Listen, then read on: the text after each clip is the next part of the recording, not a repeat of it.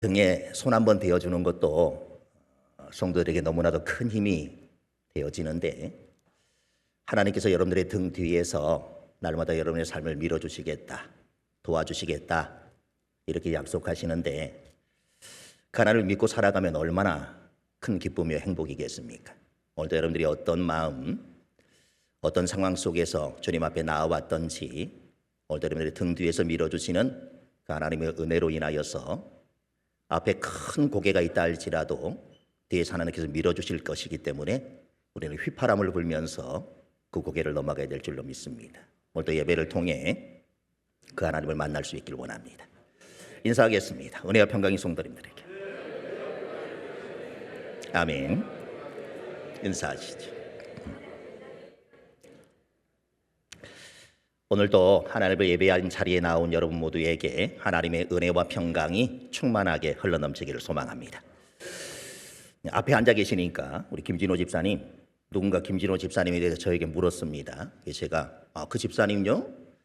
참 평범합니다. 이렇게 제가 대답을 했어요. 기분이 어떠실 것 같아요? 우리 평범하기를 싫어하는 우리 유화석 집사님. 누가 저에게 유화석 집사님 어때요? 이렇게 물었는데 그 집사님 참 평범합니다.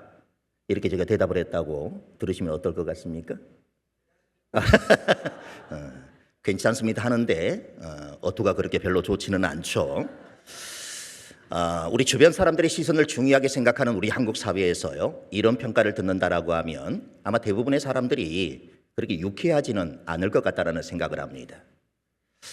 튀는 것을 딱히 좋아하지는 않지만 막상 평범하다 이런 말을 들으면 묘하게 감정이 상할 것 같습니다. 눈에 띄는 것을 원치는 않지만 그렇다고 특징이 없는 그런 사람이 되고 싶지는 않을 것입니다. 사람들의 지나친 이목을 끌기도 싫지만 마냥 평범한 것, 그것도 우리가 싫은 그런 마음들이 들 것입니다. 평범함이라는 이 수식어는 특별한 색깔이, 특출난 재능이 없는 그저 그런 사람, 군중 속에 있으면 구분할 수 없을 정도로 특징이 없는 사람이라, 이런 뜻으로 통용이 되는 듯합니다. 그런데 여러분, 평범함이라고 하는 것이 좋지 않은 그런 말일까요? 평범하다라는 것과 아무런 색깔이 없다, 이 말이 똑같은 말일까요? 많은 사람들이 평범하게 보이기를 꺼려합니다. 그러면서도 평범하게 사는 것이 제일 어렵다, 그렇게 말합니다. 목사가 되려면 목사고시를 쳐야 하는데 시험을 치르고 맨 마지막 순서가 면접을 보는 것입니다. 제가 면접을 치를 때 면접관 목사님이 저에게 물었던 질문 중에 하나가 나중에 목사가 되면 어떤 목회를 하고 싶은가, 이런 질문이었습니다.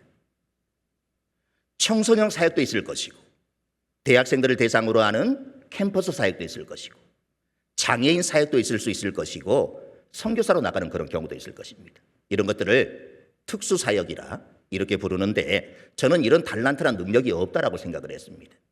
말 그대로 그런 사역들은 특별한 사람이 한다, 이렇게 생각을 했습니다. 그래서 저는 평범한 목회를 하고 싶습니다, 이렇게 대답을 했습니다. 그랬더니 면접관 목사님께서 이렇게 말씀하셨던 게 기억이 납니다. 평범한 목회가 제일 힘들어. 맞는 말인 것 같습니다. 평범함이란 단어를 우리 일상에 입혀보면 태양을 우리가 떠올려 볼 수 있습니다. 매일 아침에 우리를 비춰주는 햇살은 인식하지 못할 만큼 당연한 일상의 한 부분입니다. 그런데 만약 태양이 갑자기 사라진다면 어떻게 될까요?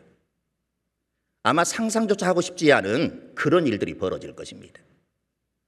너무 당연하게 여겨왔던 부분이라 평범한 빛이라 이렇게 느꼈지만 우리가 그 소중함을 그저 친숙하게 여겼을 뿐입니다.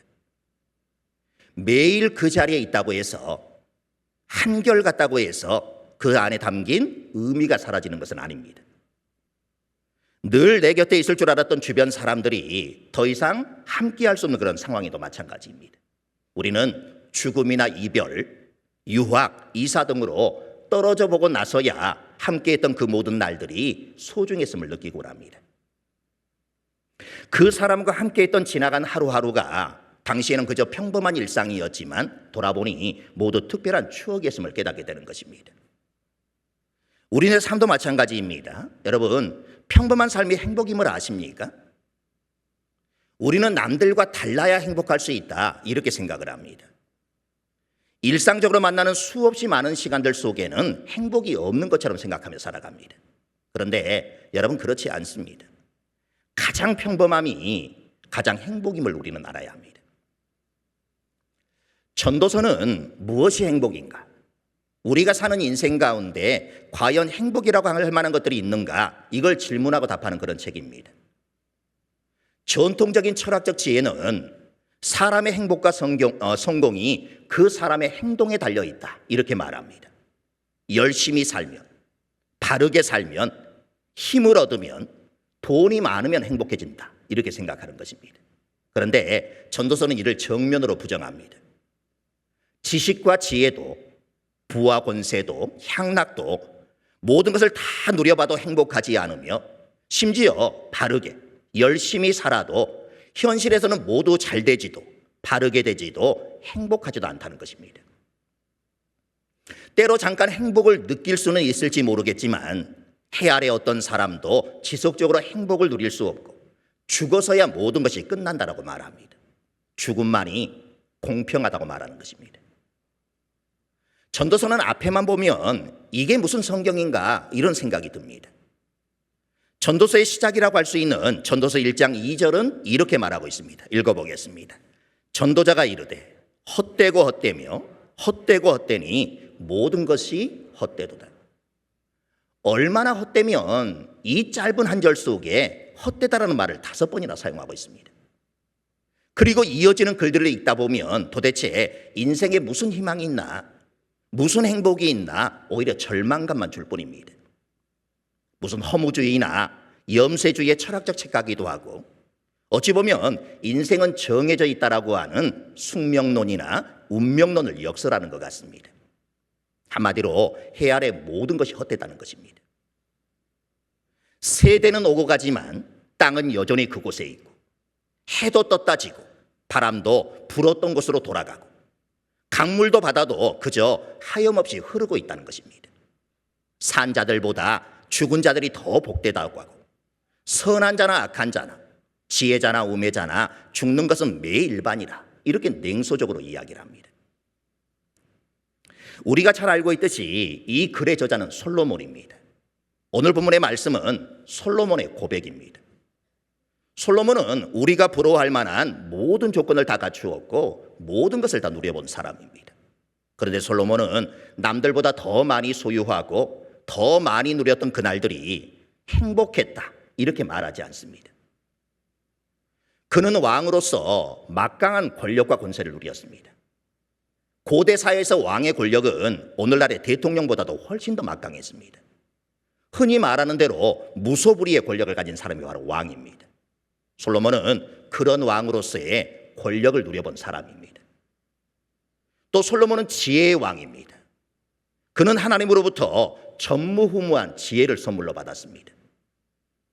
열왕기상 4장에 보면 솔로몬의 지혜가 얼마나 대단했는지를 보여줍니다.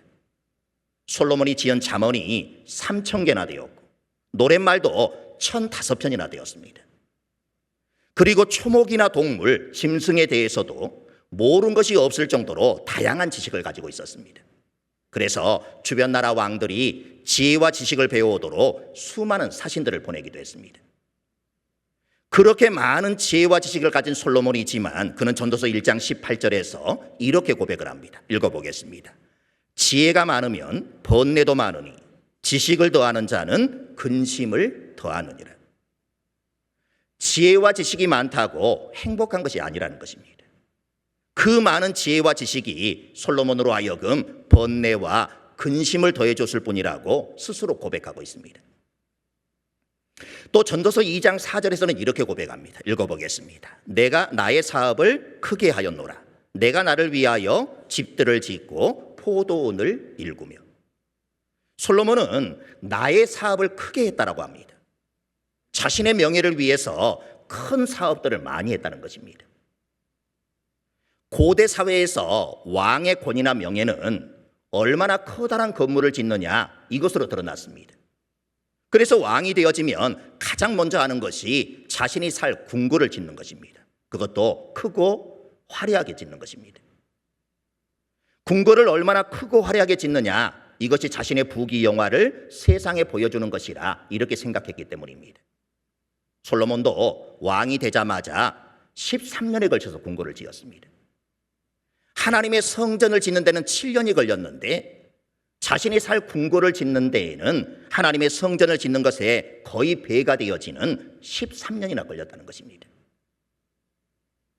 솔로몬은 재산도 엄청나게 많았습니다. 전도서 2장 7절에 이렇게 말씀합니다. 읽어보겠습니다.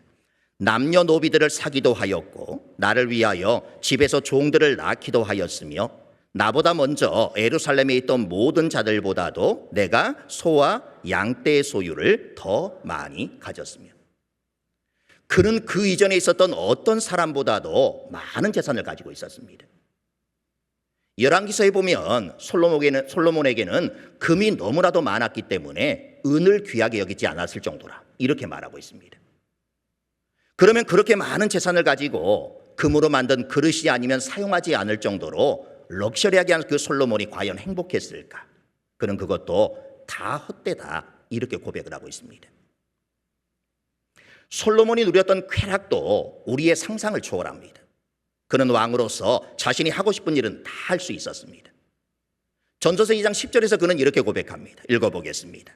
무엇이든지 내 눈이 원하는 것을 내가 금하지 아니하며 무엇이든지 내 마음이 즐거워하는 것을 내가 막지 아니하였으니.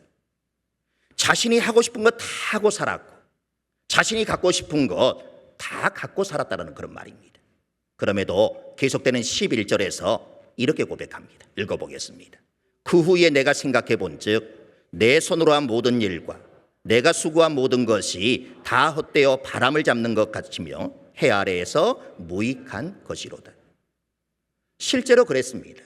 솔로몬에게는 왕비 말고도 후궁이 700명이나 되었고 그리고 첩은 300명이나 되었습니다. 그런데 그것들도 지나고 보니 다 헛되어 바람을 잡는 것이다 이렇게 깨달았다고 하는 것입니다. 솔로몬은 우리가 욕구하는 것들을 다 가진 사람이었습니다. 무엇 하나 빠진 것이 없어 보였습니다. 그런데도 그는 그 모든 것에서 행복을 찾지 못했고 인생의 참된 가치나 의미도 찾지 못했습니다. 그런데 솔로몬은 인생의 말년에 참된 행복이 무엇인지를 발견하게 되어집니다. 그것이 무엇인 줄 아십니까? 막강한 권력도 가져다주지 못했던 그 행복, 그 누구와도 비교할 수 없을 정도의 최고의 지혜와 지식을 갖고 있으면서도 깨닫지 못했던 그 행복, 역사의 길이 남을 만한 큰 일을 많이 행했으면서도 찾지 못했던 그 행복, 어마어마한 돈과 즐기고 싶은 만큼 즐겨본 그 쾌락을 통해서도 느끼지 못했던 인생의 참된 행복과 가치, 그것을 솔로몬은 어디에서 찾았을까요? 오늘 본문이 그 해답을 알려주고 있습니다. 솔로몬은 뭔가 엄청난 것에서 행복을 찾은 것이 아닙니다. 그는 지극히 평범한 삶 속에서 참된 행복이 있음을 나중에야 깨닫게 되었습니다. 본문 18절의 말씀을 표준 세번역 성경으로 읽어보겠습니다. 그렇다 우리의 한평생이 짧고 덧없는 것이지만 하나님이 우리에게 허락하신 것이니 세상에서 애쓰고 수고하여 얻은 것으로 먹고 마시고 즐거워하는 것이 마땅한 일이요 좋은 일임을 내가 깨달았다. 이것은 곧 사람이 받은 몫이다. 먹고 마신다라는 것은 방탕하게 사는 것을 뜻하는 것이 아니라 매일같이 반복되는 지극히 평범한 일상을 뜻합니다. 다시 말해 전도자는 행복한 일상을 즐기며 살라고 말씀하는 것입니다. 지금 현재의 일상을 즐기는 것이 짧고 덧없는 인생에 대해 주는 전도자의 대안입니다. 현재의 일상을 즐기라는 전도자의 권고는 현재의 일상에 즐거운 일이 항상 일어나고 웃을 일만 가득하기에 그렇게 하라는 것이 아닙니다. 많은 사람이 직업을 먹고 살기 위해 어쩔 수 없이 해야 하는 일로 여깁니다. 이런 사람에게 행복은 직장에 나가지 않거나 일을 하지도 않아도 되는 휴일일 것입니다. 일하지 않아도 되는 날을 인생의 유일한 행복으로 여기는 사람이라면 그가 행복할 수 있는 날은 얼마 되지 않을 것입니다. 그렇게 얼마 되지 않는 날도 다음 날이면 또 일해야 한다는 그 두려움 때문에 결코 행복하지 못할 것입니다. 하지만 모든 직업은 다른 사람을 돕고 섬기는 최고의 수단이자 방법이며 존귀한 그런 일입니다. 동시에 자신의 생계도 해결하는 가장 좋은 그런 일입니다.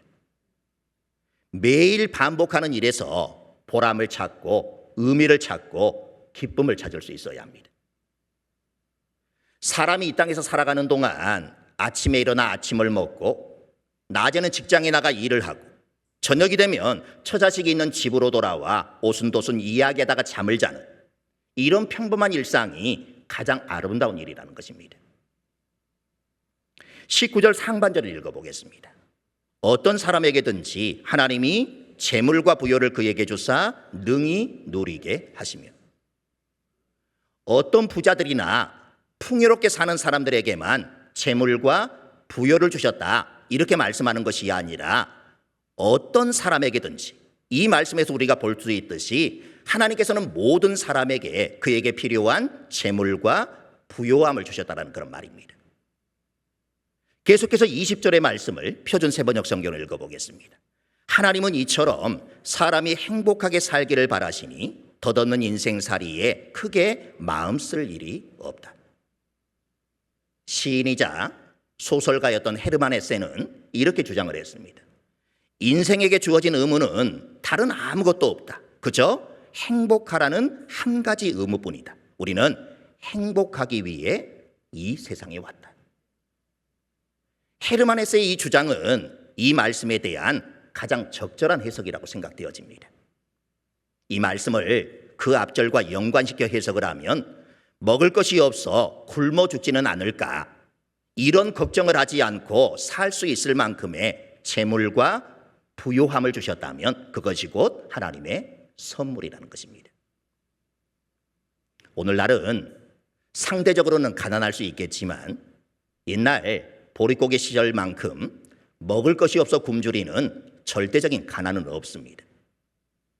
다른 사람들만큼 누리지 못한 사람들은 있겠지만 오늘 당장 먹을 것이 없어 굶어 죽을지도 모른다, 이런 두려움으로 사는 사람들은 오늘 우리 시대에, 우리 사회에는 그렇게 많지 않습니다. 오늘날 조금 여유 있게 사는 사람이라면 오늘 당장 먹지 못할지도 모른다 이렇게 걱정하며 사는 것이 아니라 오늘은 무엇을 먹을까 이런 고민을 하며 삽니다. 아이들이 밥 투정을 하는 것은 배가 고픈데 먹을 것을 주지 않아 투정하는 것이 아니라 자기 입맛에 맞지 않는 반찬 때문에 투정을 하는 것입니다. 분명 배부른 그런 투정입니다. 먹을 것이 없어 걱정하며 사는 삶이 아니라면 우리는 하나님의 크신 은총 가운데 살고 있는 것입니다. 그러기에 오늘 본문에서 말씀하고 있는 재물과 부요를 주사 능히 누리게 하신 하나님의 선물은 오늘을 사는 우리 모두에게 주신 하나님의 선물임에 틀림이 없습니다. 로또에 당첨이 되는 것만 하나님의 선물이 아닙니다. 몇 대 1, 몇십 대 1의 경쟁률을 뚫고 대학에 합격하는 것만이 하나님의 선물인 것은 아닙니다. 아파트를 샀는데 그것이 1, 2년 사이에 몇 천만 원 뛰었다가, 또는 주식을 샀는데 그 주식이 갑자기 올라서 돈을 많이 벌게 된 것만이 하나님의 선물이라고 생각해서는 안 됩니다. 먹을 것 걱정하지 않고 오늘을 살아갈 수 있다라고 하는 것, 이것이야말로 하나님께서 우리에게 주신 귀한 선물이라는 것입니다. 또 하나의 하나님께 주신 선물이 있습니다. 본문 19절 하반절을 표준 세번역으로 읽어보겠습니다. 정해진 몫을 받게 하시며 수고함으로써 즐거워하게 하신 것이니 이 모두가 하나님이 사람에게 주신 선물이다. 정해진 몫을 받는다는 것은 내가 열심히 땀 흘리며 일한 대가를 받는다는 것을 의미합니다. 우리는 흔히 잘못 생각하는 것이 있습니다. 내가 일해서 내가 일한 만큼의 월급을 받는 것은 지극히 당연한 것이라 이렇게 생각합니다.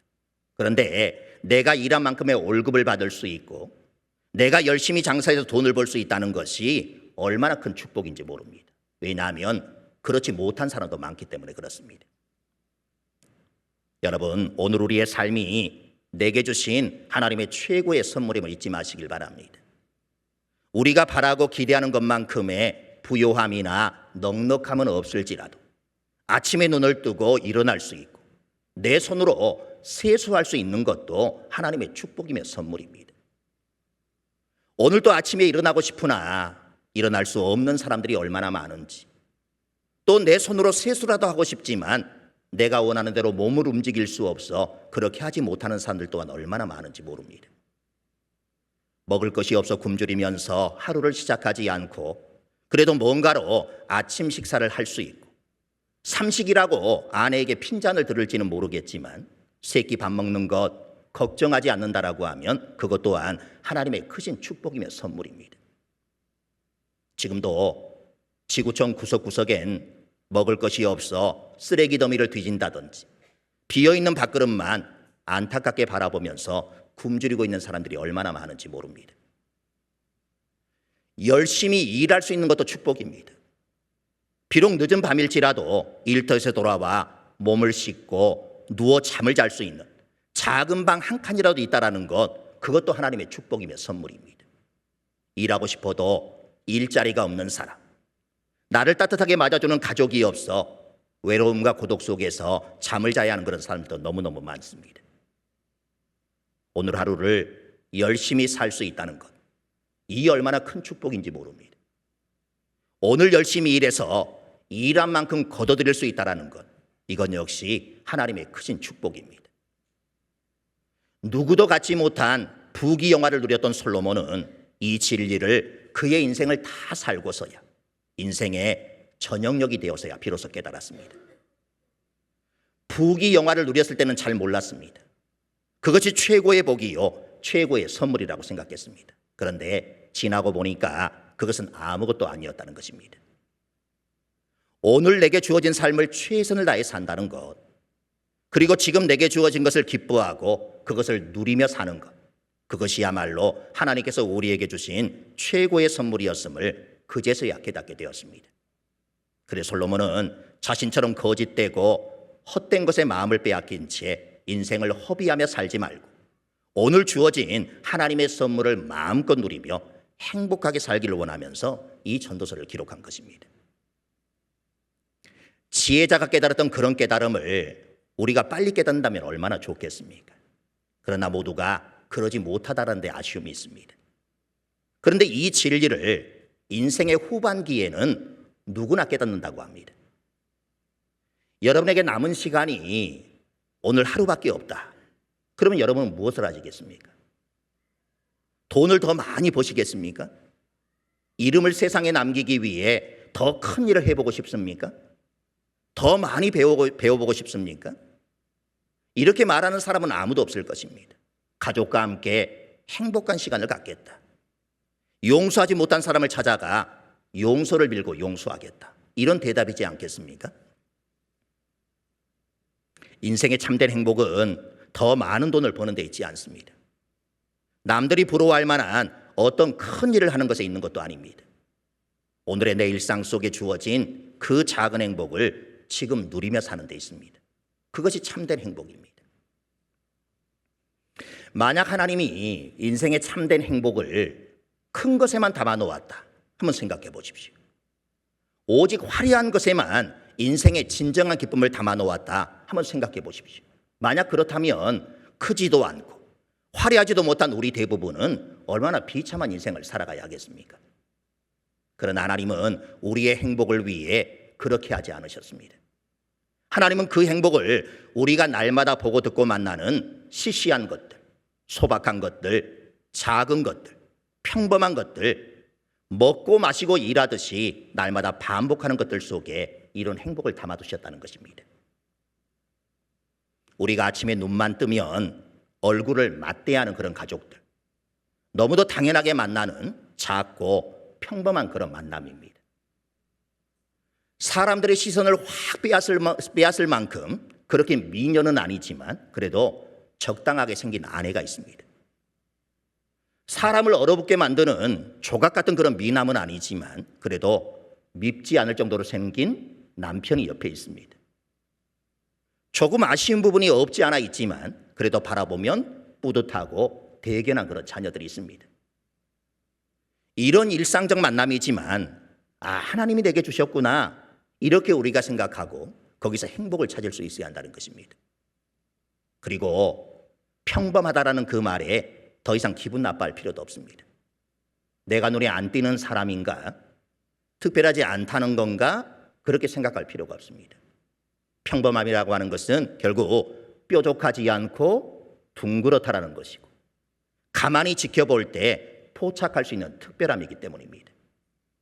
그 사람이 없을 경우 빈자리를 크게 느끼게 만드는 소중함이기도 합니다. 사랑하는 성도 여러분, 오늘이라는 평범한 일상 속에서 행복을 찾아 누리며 사시길 바랍니다. 오늘 내 삶에 베풀어 주신 그 하나님의 선물을 찾아 그것을 누리며 살 수 있길 바랍니다. 오늘이 행복하지 않은 사람은 내일도 행복할 수 없습니다. 그리고 누군가 여러분에게 평범하다 이런 평가를 내린다면 그때는 당당하게 이렇게 말할 수 있길 바랍니다. 그래, 나 평범해. 평범한 삶 속에 있는 하나님의 크신 축복을 날마다 누리며 살아가는 우리 모두가 되기를 간절히 소망합니다. 찬양하겠습니다.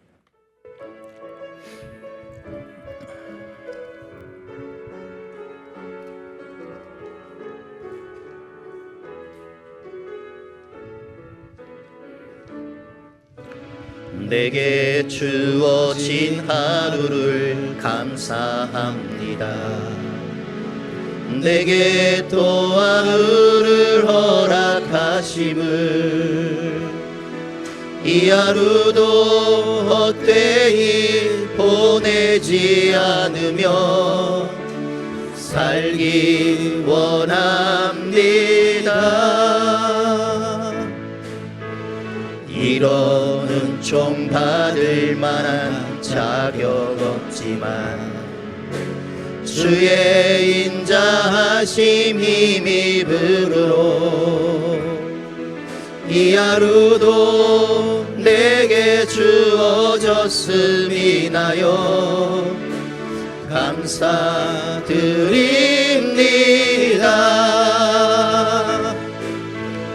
이 하루도 정직하게 하소서. 이 하루도 친절하게 하소서. 내가 만나는 모든 사람들에게 자비를 베풀게 하소서. 이 하루도 온유하게 하소서. 이 하루도 겸손하게 하소서. 나의 걸음을 지치게 만드는 이들에게 용서를 베풀게 하소서. 내게 주어진 하루를 감사합니다. 내게 또 하루를 허락하심을, 즐거운 일이든 혹 슬픈 일이든 감사드립니다.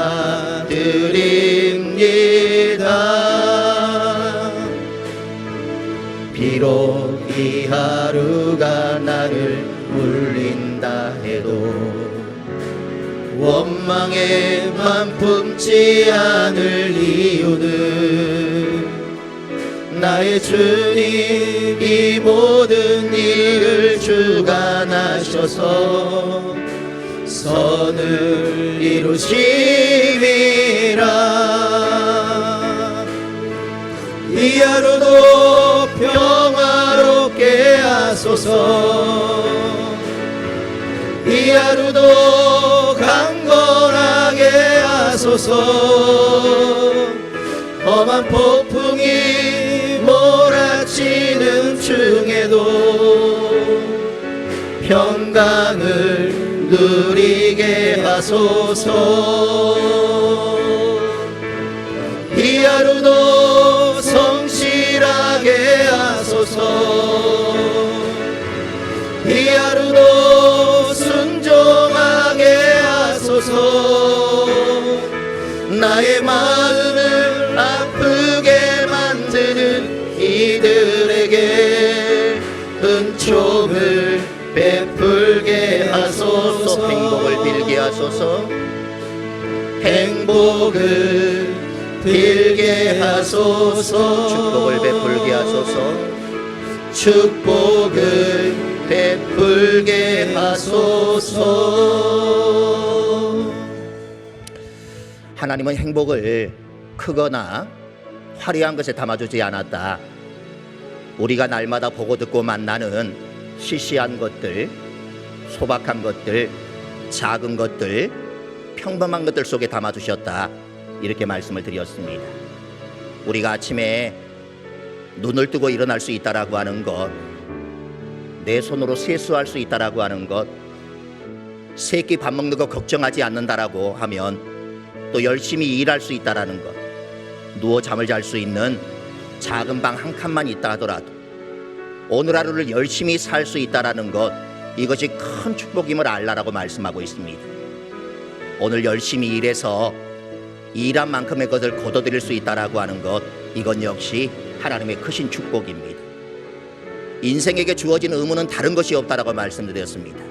단 한 가지의 의무뿐인데 그것이 행복하게 사는 것이다. 우리는 행복하기 위해 이 세상에 태어났다. 이 사실을 기억하면서 하나님의 마음이 바로 그와 같은 마음임을 우리가 기억하여 오늘도 우리가 사소한 것에서 행복을 찾을 수 있는, 하나님 속에서 참된 인생의 의미를 발견할 수 있는 그런 모습들이 되길 위해 이 한 시간 우리 함께 기도하도록 하겠습니다. 기도하겠습니다. 아버지 하나님, 일상의 소중함을 잃어버리고 살아가는 우리들입니다. 늘 바쁘게 살아가다 보니 그저 매일같이 주어지는 것이 하나님의 은혜인 줄도 모르고 살아가는 우리의 모습입니다. 하나님은 이렇게 소중하고 귀한 것을 크고 화려한 것에 담아두지 아니하시고 시시한 것, 소소한 것, 작은 것, 평범한 것들 속에 담아두신 하나님이심을 오늘의 말씀을 통해서 우리가 깨달았습니다. 아버지 하나님, 이렇게 평범한 일상들 속에 하나님의 은혜가 담겨져 있음을 날마다 기억하며 그 은혜를 날마다 찾고 누리며 살아가는 우리의 모습들이 될 수 있기를 위해 간절히 기도합니다.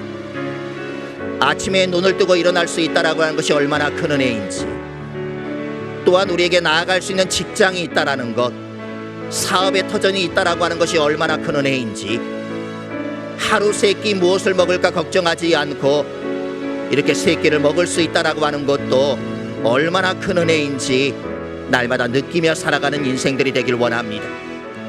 다른 사람과 비교함으로 자신에게 절망하거나 실망하지 않도록 도와주시고, 오늘 우리에게 오늘을 살아갈 수 있는 재물과 부여를 허락해 주셨음을 날마다 기억하며 주신 것들에 만족하며 살아가는 우리 모두가 되기를 간절히 기도합니다.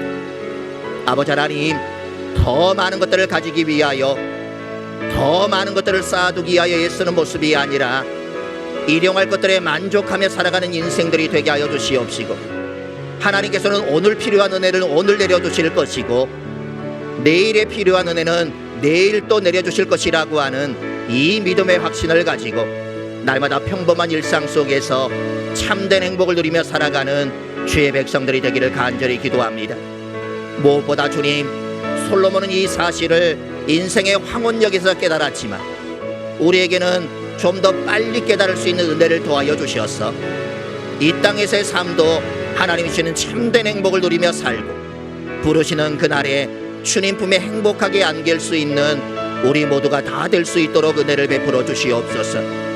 아버지 하나님, 모두의 일상 속에 하나님의 은혜와 축복이 날마다 담겨 있음을 기억하게 하시고 우리가 오늘 또 그 은혜를 누리고 살아갈 수 있음에 날마다 감사하는 영혼들이 되게 하여 주셔서 지금까지 그러하였던 것처럼 앞으로도 동일한 은혜와 축복을 누리며 사는 주의 백성들이 다 되게 하여 주시옵소서.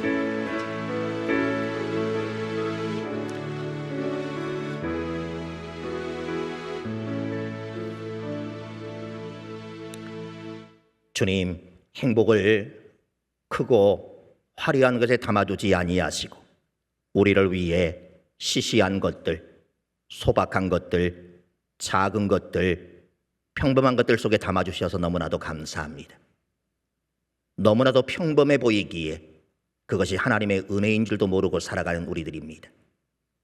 아침에 눈을 뜨는 것도 하나님의 은혜고, 세 끼 밥을 먹을 수 있는 것도 하나님의 은혜며, 일할 수 있는 직장이 있다는 것도 하나님의 은혜이며, 피곤한 몸이지만 돌아와 몸을 누일 수 있는 방 한 칸이 있다는 것도 하나님의 은혜인데, 우리는 이것은 은혜가 아니라고 생각하며 살아갑니다. 지금보다 더 많이 가져야지만이, 지금보다 더 큰 집으로 이사를 가야만이, 지금보다 더 높은 자리에 오르는 것만이 하나님의 축복이라고 생각합니다. 그리고 그렇게 사는 것이 행복한 삶인 것처럼 생각하며 살아갑니다. 주님, 그러나 이 모든 것들을 누려봤던 솔로몬은 그 모든 것들이 다 헛되다라고 말합니다. 일상을 살아가는 것, 그것이 참된 행복이라고 우리에게 말해주고 있습니다. 솔로몬은 인생의 황혼기가 되어서야 이 사실을 깨달았지만, 우리에게는 하나님의 말씀을 통해 빨리 깨달을 수 있는 은혜 주심에 감사합니다. 주님, 특별한 것을 찾아 헤매는 인생들이 되지 않도록 도와주시고, 일상을 귀하게 여기며 그 일상 속에서 참된 행복을 찾고 누리는 주의 백성들이 다 되게 하여 주시옵소서. 예수 그리스도의 이름으로 기도드립니다. 아멘. 이젠 우리 주 예수 그리스도의 은혜와 우리 아버지 하나님의 크신 사랑과 성령님의 교통하심이 일상에 참된 행복을 누리며 살아가기를 간절히 소원하는 온 하나님의 백성들 가운데, 저들의 가정과 자녀와 삶의 자리 가운데 이제로부터 영원토록 함께 계시기를 간절히 축원하옵나이다. 아멘.